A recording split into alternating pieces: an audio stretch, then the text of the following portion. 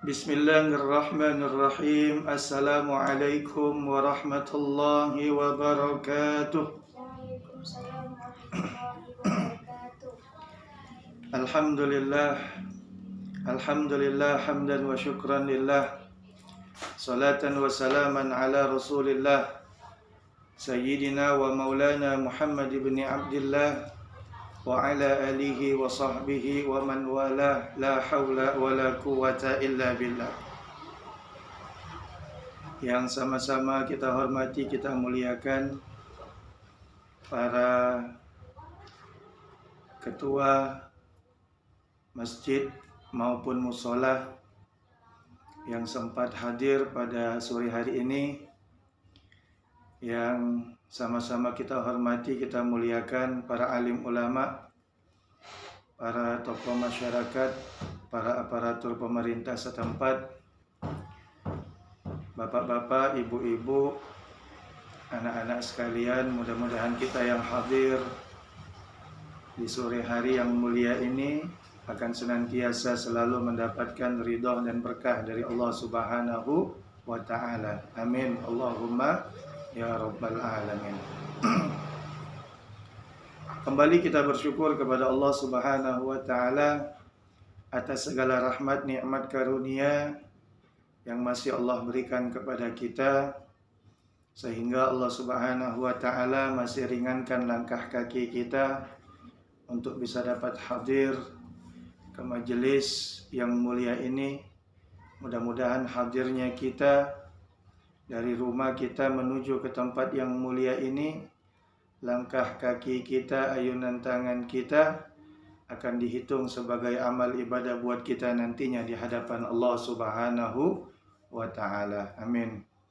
Bersalawat kita kepada junjungan alam, yakni Nabi besar Muhammad sallallahu alaihi wasallam, dengan ucapan Allahumma salli ala sayyidina Muhammad wa ala ali sayyidina Muhammad.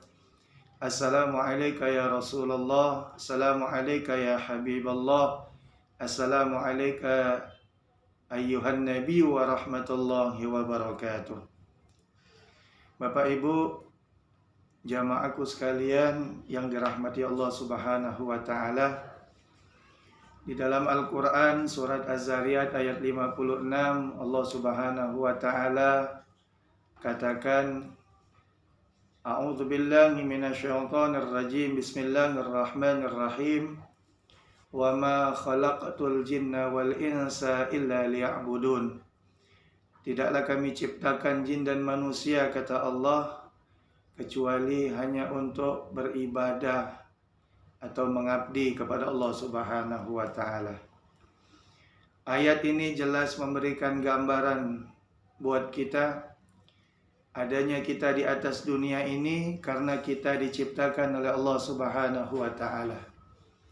Allah Subhanahu wa ta'ala menciptakan kita, ada tujuan yang harus kita laksanakan. Tujuannya tak lain dan tak bukan supaya kita beribadah kepada Allah Subhanahu wa ta'ala, supaya kita beramal soleh.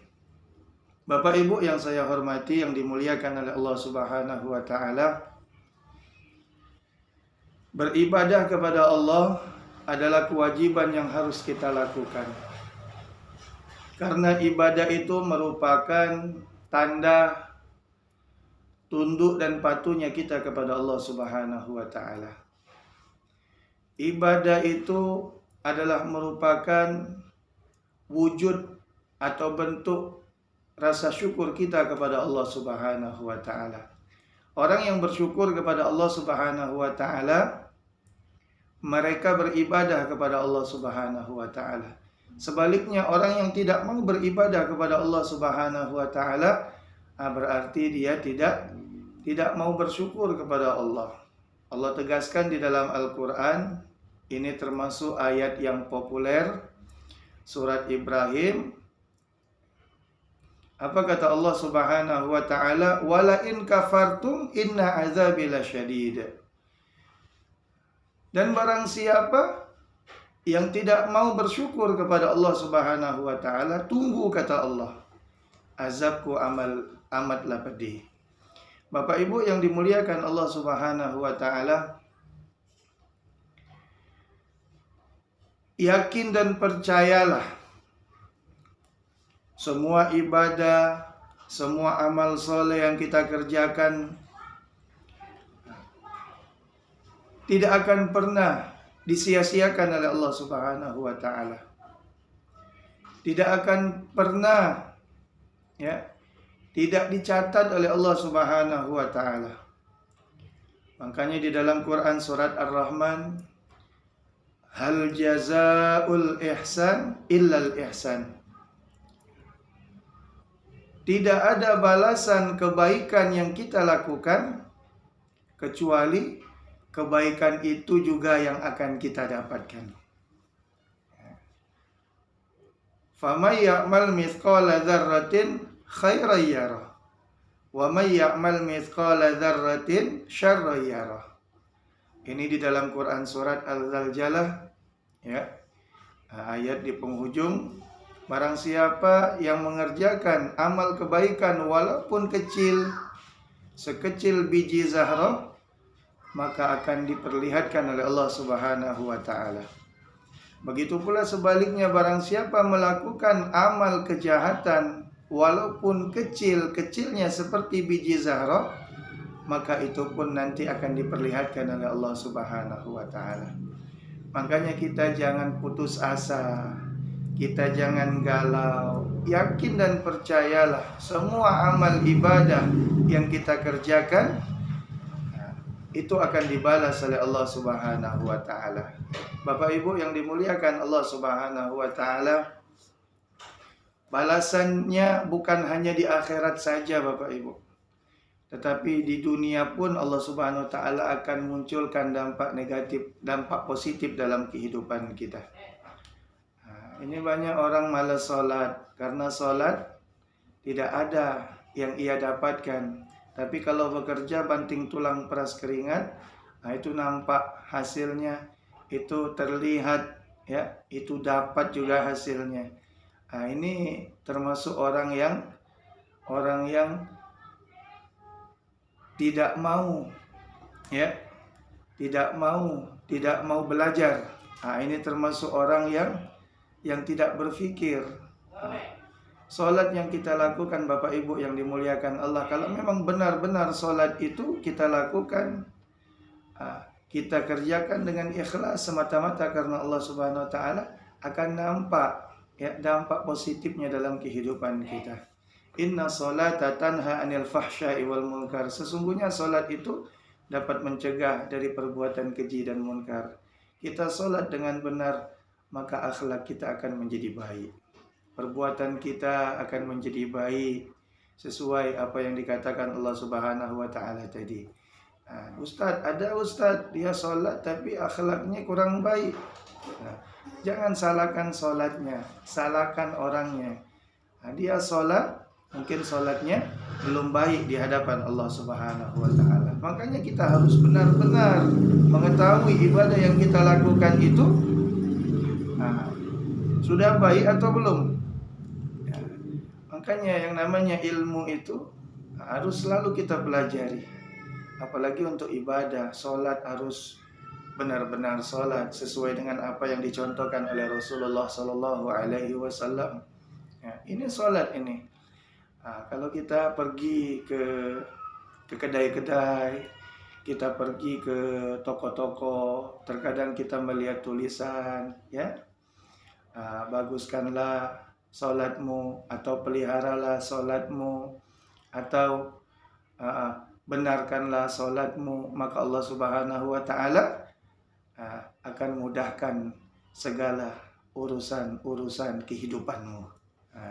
Makanya kita harus yakin Bapak Ibu yang dimuliakan Allah Subhanahu wa taala.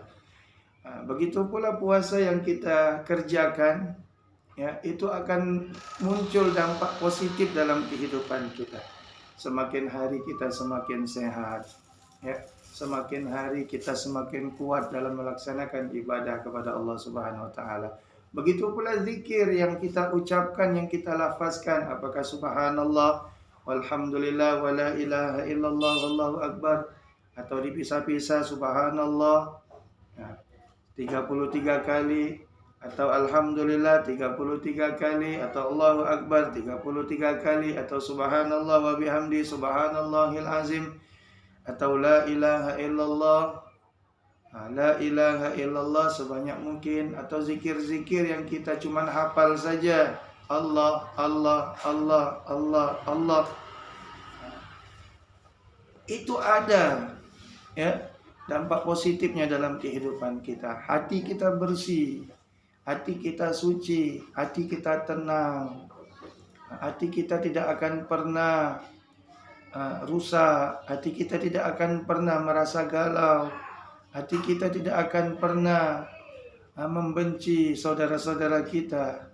Sebab dikatakan Allah di dalam Al-Quran, Ala bidzikrillah tatmainnul qulub. Orang yang senantiasa berzikir kepada Allah Subhanahu wa taala, maka hatinya akan menjadi tenang. Begitu pula infak sedekah kita. Kalau benar-benar kita keluarkan ikhlas semata-mata karena Allah Subhanahu wa taala. Apalagi kita sekarang ini akan mendekati Hari Raya Idul Kurban. Kurban yang kita keluarkan, Masya Allah, ya, yang namanya mengeluarkan sebagian daripada harta kita ini, Pak Bu, memang berat kali Bapak Ibu, berat. Ya, itu kalau langsung, tapi kalau sistem cicilan, insya Allah tidak berat. Kita saja mampu Bapak Ibu, ya, ngambil sepeda motor, ngambil mobil dengan cara kredit, mampu kita. Mampu kita beli rokok, satu hari kita merokok 1 bungkus, ya. Mampu kita membeli sesuatu, membeli parfum, membeli skincare. Tapi kenapa kita tidak mampu berkurban? Yakin dan percayalah Bapak Ibu yang dimuliakan Allah, kalau kita benar-benar